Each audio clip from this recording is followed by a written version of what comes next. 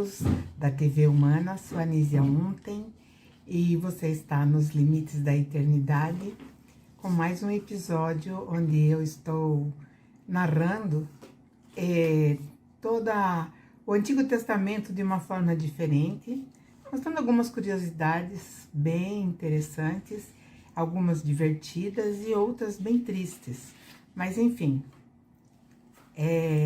está escrito.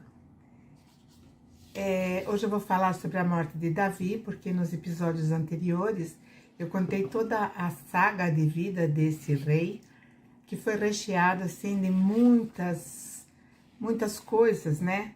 Ele teve muitos encantos, teve muitos desencantos, foi perseguido, matou, fugiu, teve muitas mulheres, muitos filhos, provavelmente mais de 20, mas também teve um profundo desgaste, né, pela constante tensão que viveu até o dia da sua morte. Então ele nunca teve uma trégua, ele sempre foi cheio de problemas. Os problemas eram com todo Israel, eram com a família, enfim. Davi realmente foi, vamos dizer, no palco da vida, ele foi um grande ator. E quando ele já estava acamado, quando ele ficou doente, depois daquele acordo que ele tinha feito, como registrado no último episódio, e ele, né, teve que escolher entre três alternativas difíceis. Ele escolheu pelos 3 dias de peste, onde morreram 70 mil pessoas, e logo na sequência ele já está numa idade avançada, e ele fica doente, fica acamado, já estava idoso, né? E aí casaram, né? Fizeram um casamento, acho que a família ou aqueles, os mais próximos, né? Aqueles que estavam ali do lado dele, fizeram um casamento com uma moça muito bonita chamada Abissag. Na verdade, ela estava mais para uma cuidadora do que para uma esposa, porque ela estava ali para aquecer o corpo que perdia o calor constantemente de Davi, que já estava velhinho. Depois que morreu, né, o Absalão, então o filho mais velho seria o Adonias, que seria o primogênito daí, né? Porém, né, o Adonias, ele estava muito atento à condição de saúde do pai. Bom, quando esse moço pressentiu a morte do pai, o que ele fez?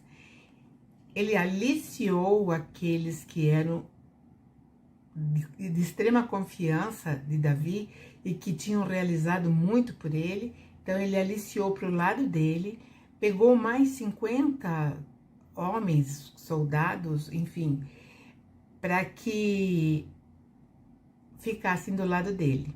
Então quem ficou do lado dele foi o Joabe, que era aquele primo de Davi e era o braço direito, e Abiatar, que era o sacerdote. Então eles estavam favorecendo que Adonias realmente substituísse Davi no trono. Mas o que não contava, o Adonias não contava, é que, embora ele tenha trazido para o lado dele pessoas que eram de confiança e, na verdade, traíram a confiança de Davi, eles estariam atentos a tudo que estava acontecendo. Então, olha, Zadok, que era um sacerdote, Natã, o profeta, eles não foram nem consultados, né, por Adonias para esse intento deles chegar ao trono de Israel. E eles, na verdade, não queriam que Adonias fosse o sucessor. Eles tinham outros planos que, ao que parece, segundo, né, a narrativa do livro de Reis, primeiro Reis, segundo Reis, então o que parece que estava sendo planejado há muito é que quem sairia, né, com a sucessão, com a morte de Davi, seria o filho dele com Betsabá, a mesma mulher que ele amou quando viu se banhando no terraço, e ela era casada com Urias, que era um dos soldados que estava em guerra de Davi, também colocado isso em episódios anteriores. Então ela teve Salomão, e o que dá a entender é que Salomão, quando nasceu, já foi escolhido pelo Senhor para ser o substituto de Davi, ou seja, ser o próximo rei depois de Davi. Também Benaias, que era vamos dizer, um general de muita confiança, de alta patente, também ele permaneceu valente a Davi, né? Na narrativa do livro de Segundo Reis, diz que ele era um soldado valente, um dos 30 soldados valentes de Davi. E ele era ele era fiel. Quem era profeta era o Natã, aquele mesmo profeta que já havia chamado a atenção dele quando ele mandou matar Urias, que era o marido de Betsabá, e depois quando ela ficou grávida, perdeu aquela criança, depois quando nasceu Salomão, ele estava ali do lado, ele que colocou o nome de Salomão, porque Salomão e Betsabá tinham escolhido o nome da criança, nascitura de Gededias. E aí, então, Natã falou, não, é Salomão, ou Sholomon, como é dito em Israel. Quando ele estava para morrer, e todo mundo já sabia que ele estava ali dando os últimos suspiros, o que aconteceu? Esse rapaz, né, que reuniu esses 50 homens, e Joabe com mais deixa eu ver o nome dele certinho aqui, para não falar errado, é muito nome, né? Abiatar. Então, esse Natã, ele percebeu que estava chegando a hora. E bem no dia em que o Adonias se autoproclamou rei, porque ele chamou todo mundo, foi lá num lugar que se chama Pedra da Cobra, e ali então ele se autoproclamou rei, agora eu sou o rei, e aí deram vivas para ele e tal. E quando Natã percebeu isso, Natã chamou Betsabá e falou, você está sabendo o que está acontecendo? Provavelmente ela não estava sabendo, ou não estivesse a par de todas as tramas palacianas. E aí ele contou para ela, e aí o Natã, o profeta, falou, então você vai fazer o seguinte, você vai entrar nos aposentos do rei, vai conversar com ele e vai falar para ele que se ele não lembra que ele havia prometido que quem seria o rei quando ele falecesse seria Salomão. E disse mais ainda, a sua vida e do seu filho corre perigo. E aí provavelmente ela caiu em si e foi falar com o rei. Chegou lá, fez toda a reverência, porque afinal de contas, mesmo ela sendo talvez, não sei se ela seria uma rainha, porque provavelmente a rainha seria a primeira esposa dele, a rainha. Ela tinha influência, mas não chegava a ser a rainha. Então ela chega perto dele e conta para ele, né? E fala para ele, você lembra quando você prometeu para o Senhor que o próximo rei depois de você seria Salomão? Você jurou que nosso filho seria o rei. Então, por que Adonias está se proclamando rei. E nisso Natan entra nos aposentos de Davi e contou tudo o que estava acontecendo, tudo que o outro estava fazendo. E nesse momento, o que estava acontecendo depois da cobra, da pedra da cobra? Adonias, ele fez um banquete e todo mundo gritava: viva o rei, viva o rei. E aí Natan confirma, fala: olha, tá assim, tá um barulho, e agora ele já tá se proclamando rei, tá saindo já em passeio. E ele tinha dado um banquete para alguns convidados, certamente esses convidados eram pessoas ilustres, ali, né, da parte da camada social. E então Davi mandou chamar Zadok, que era o sacerdote, e também chamou Benaias e Natã, e ordenou: levem com vocês quantos funcionários do palácio vocês precisarem. Levem meu filho Salomão montado na minha mula, que seria como se fosse o carro presidencial, e vão até a Fonte Gion, que é uma caverna que existe até hoje, e unjam Salomão rei. Depois que vocês o ungirem, toquem as cornetas e gritem: viva o rei Salomão. E depois tragam-no para que ele se assente já com a coroa no trono de Israel. E assim, ele mostrando quem realmente seria o rei. O trono de Israel, ele não ficava dentro da casa, da casa real, ficava no portão da cidade. Aí eles fizeram tudo conforme ele tinha ordenado, né? Arrumaram um séquito também de pessoas, e essas pessoas formaram um cortejo muito grande quando ele estava indo já para o palácio, para a coroação, e eles tinham instrumentos, uma deles era a flauta, harpas, enfim, eles cantavam e gritavam com muita efusão e barulho, né? Gritando: viva o rei Salomão. E Adonias, lá no meio do banquete, escutou toda aquela falação e ficou apreensivo. Falou: que barulhada é essa? E aí alguém chegou para ele e falou: não sei.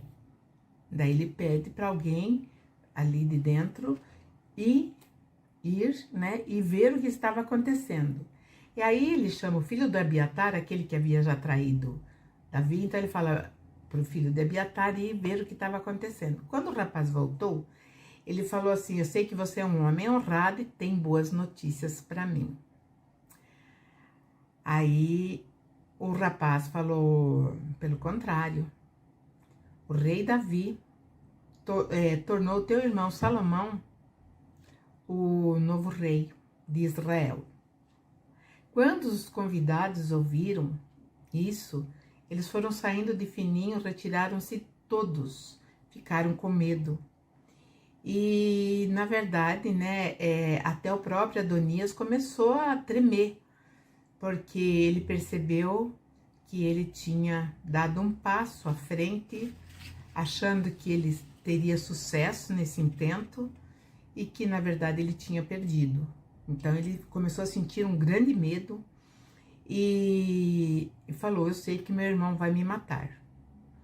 E então ele vai para a tenda onde estava a Arca da Aliança, e lá tinha o altar.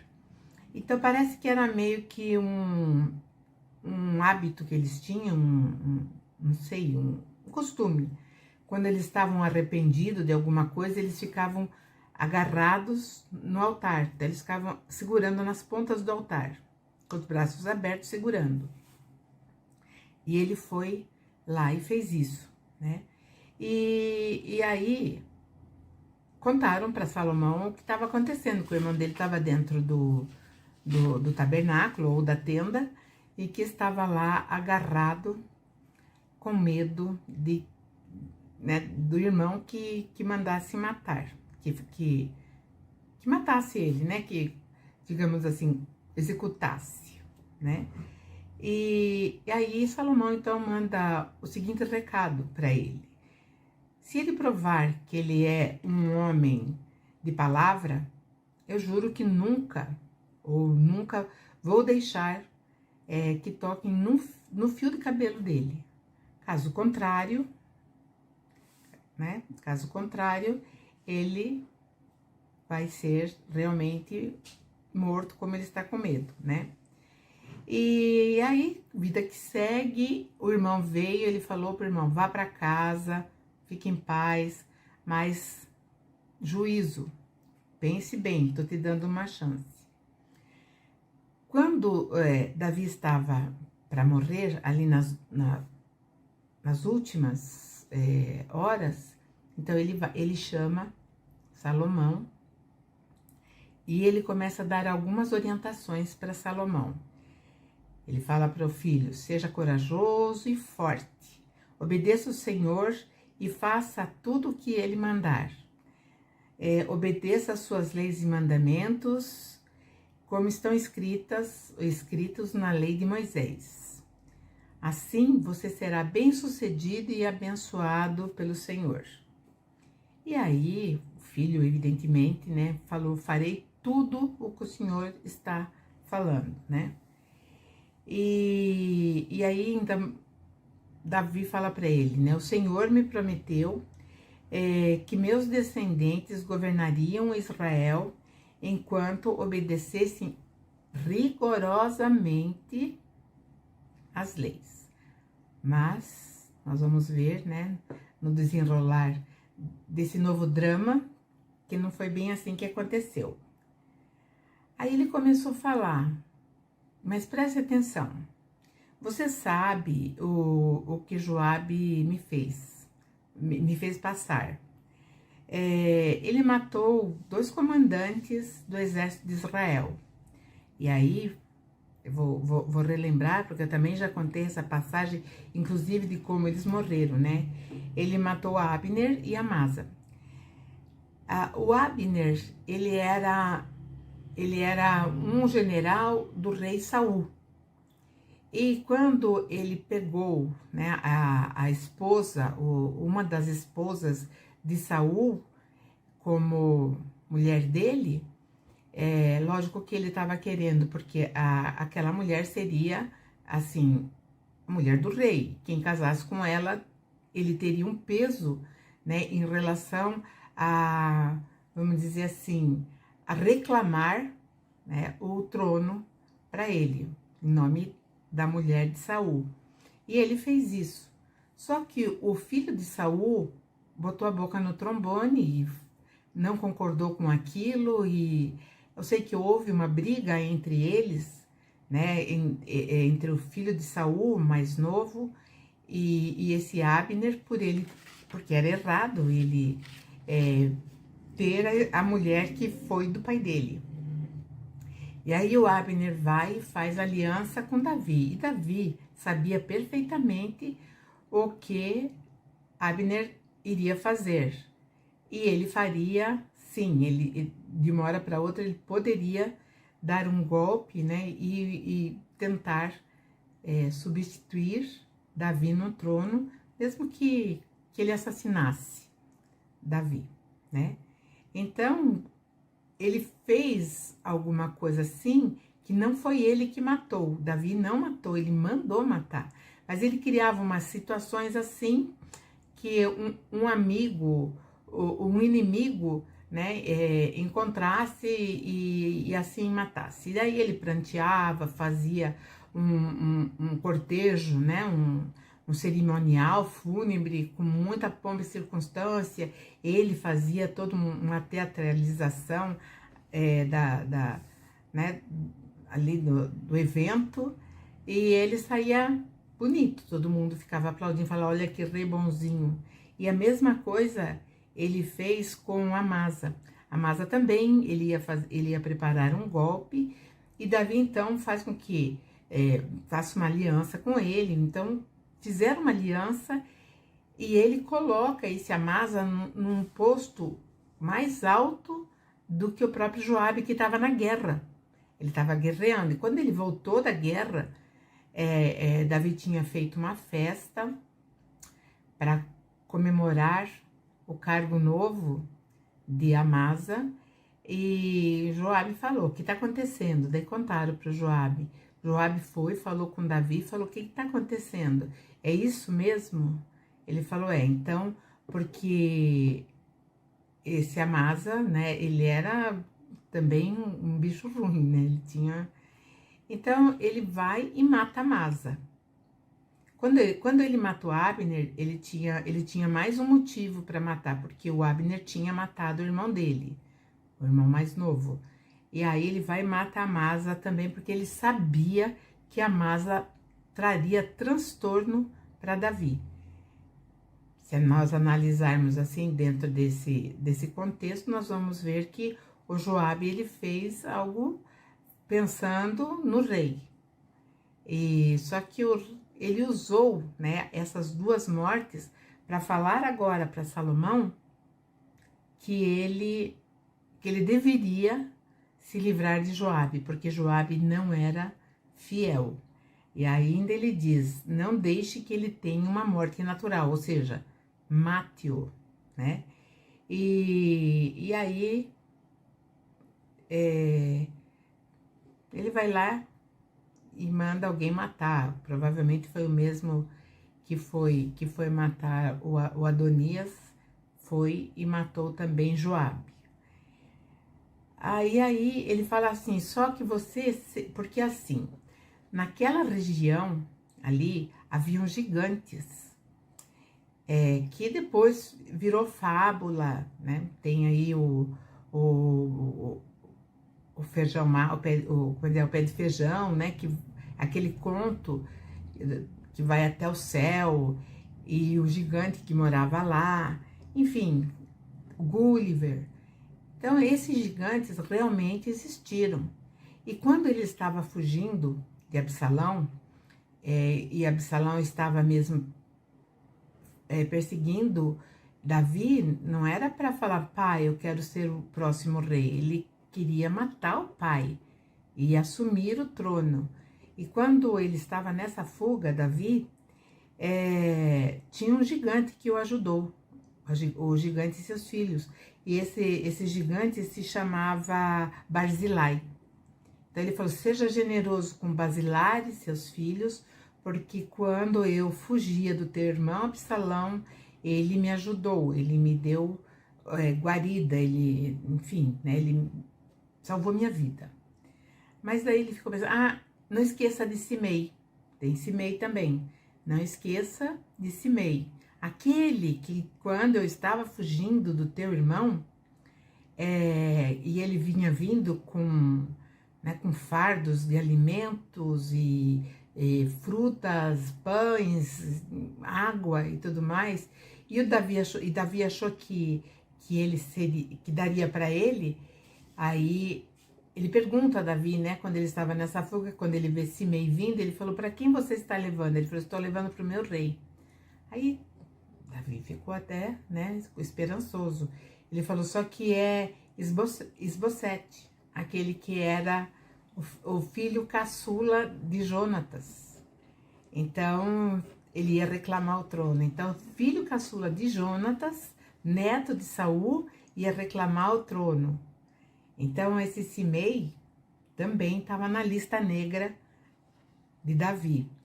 Ele falou: então, não deixe que ele convida. Mas assim, procure um jeito de matá-lo. Porque se ele fosse simplesmente lá e matasse o Simei, poderia ser uma coisa muito revelia, ele poderia desagradar o povo. Então, Davi dá um conselho: arrume algo que justifique. Porque Simei, ele estava, vamos dizer assim, em prisão domiciliar. Ele não poderia sair ali do circuito da cidade. Então, ele não foi preso nem nada, mas ele ficava ali. Bom, quando ele morreu, Davi, depois de dar todas essas orientações, ele foi sepultado na cidade de Davi, né? E hoje, lá em Israel, eles estão fazendo, assim, tem grandes sítios arqueológicos sendo, vamos dizer assim, sendo pesquisados e explorados, e eles encontram muito material desse tempo aí, né, do tempo de Davi. Mas, passado alguns dias, ou algum tempo, Adonias submerge. Estava lá quietinho no canto, ele já tinha recebido, né, aquela orientação, fique na sua, que nada te acontece. Mas, se você não ficar, aí a conversa é outra. E Adonias, então, talvez por achando-se muito esperto, ele vai até Betsabá, que era a mãe, né, de Salomão. E é sabido também que Salomão e a mãe tinham uma ligação muito grande. E normalmente Salomão escutava a mãe. Então Adonias foi lá e fez uma visita. Quando ele chegou assim, né, na casa de Betsabá, ela falou, você veio na condição de amigo? Ele falou, sim. Ah, então entre. Foi uma visita familiar, acabou sendo, né? Aí, enfim, mas ele tinha uma coisa para dizer para ela, senão ele não teria ido visitá-la. E aí ele falou, eu quero pedir uma coisa, eu quero lhe dizer uma coisa. Aí ela falou, pode falar. Ela foi bem simpática com ele, né? Aí ele diz, a senhora sabe que eu deveria ser o rei e todos de Israel esperavam isso, mas as coisas aconteceram diferentes e meu irmão se tornou rei. Ele foi lá bater nessa tecla, aí já começou a cair o nível da visita familiar. E aí ele falou, eu vou lhe fazer um pedido e espero que me atenda. Ela falou, o que você quer? Ele disse, peça ao meu irmão, Salomão, que permita que eu case com Abissag, aquela que casou com ele, aquela moça que casou com Davi, mas ela era simplesmente mais uma cuidadora, né? E assim, ela era viúva de Davi. Eu sei que meu irmão não recusará o seu pedido. E aí, né, nós sabemos que, agora mesmo falei, né, sobre o Abner, que queria casar, ou tomou à força, né, uma das mulheres de Saul, justamente para reclamar o trono. E, na verdade, Adonias queria fazer a mesma coisa. Só que, talvez por inocência, Betsabá não sabia. Então, ela vai lá, né, marca uma audiência com o rei Salomão. Ele, quando ela entra, ele se curva, ele faz toda a reverência de respeito à mãe, porque, afinal de contas, ela tinha também o título de rainha-mãe. E aí ela diz para ele, né, eu vim aqui porque eu tenho um pedido para te fazer, meu filho. E daí ele falou, pode pedir, minha mãe, eu não recusarei, o que você pedir, não recusarei. Mas ele não imaginava qual era o pedido. E ela começa a falar, né, dê Abissag para o seu irmão Adonias em casamento. Daí, provavelmente, né, ele deve ter falado, mas como assim dê Abissag? A senhora chega aqui e fala, dê Abissag. Aí ela deve ter falado, não, teu irmão me procurou porque ele quer casar com ela. Aí, Salomão, embora fosse novo, ele era muito esperto. Digamos assim que Salomão, ele tinha uma vivacidade mais rápida do que Davi. Então, ele falou, a senhora quer pedir para que eu dê a ele também o trono, o meu reino? Porque é isso que vai acontecer. E aí ele falou assim, que o Senhor me castigue se ainda hoje Adonias não pagar com a vida esse pedido que ele lhe fez. E então era a condenação de Adonias. E assim como foi usado também lá no passado, tudo aquilo que poderia perturbar o trono, né, com Davi, Salomão também fez. E ele mandou Benaias, que foi o mesmo que matou Joabe, né? E então ele mandou Benaias procurar o rapaz, Adonias. E Benaias foi e o matou sumariamente. Foi assim, pá, na hora, e matou. Naquele dia mesmo, o Adonias morreu. Mas ainda tinha Joabe, né? Que também poderia, de repente, formar um levante, fazer um levante. Então, Joabe já estava desconfiado de que ia acontecer isso, ele fez também a mesma coisa. Correu lá para o tabernáculo e se agarrou nas pontas do altar. E aí Salomão ficou sabendo que ele estava lá agarrado no altar. E aí o rapaz que foi para... O rapaz, né? Como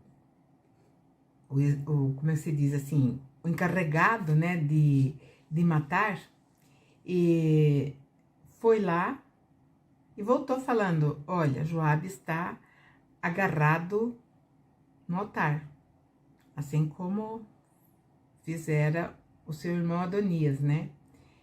E aí ele mandou Benaias novamente lá, e Joabe fala: não vou sair daqui, só vou sair daqui morto. Ele volta lá, fala com Salomão. Salomão fala: então faça a vontade dele. E aí, esse Benaias foi lá e matou Joabe. Joabe, então, morre ali naquela condição, agarrado ao altar. Então, aí nós começamos a observar que Salomão, ele tem uma vivacidade, digamos assim, diante do governo, muito diferente do que tinha Saul, que era bem diferente do que tinha o tumultuado Davi. E aí ele vai começar um longo período de regência em Israel, mas também recheado de assuntos, de histórias que viraram lendas, fábulas, enfim. Mas tem uma, vamos dizer assim, uma história muito boa para contar. E isso eu deixarei para o próximo episódio. Agradeço a vocês, peço que vocês nos sigam nas nossas redes e compartilhem com seus amigos a TV Humana. Eu sou Anísia Ontem, nos limites da eternidade. Até o próximo episódio.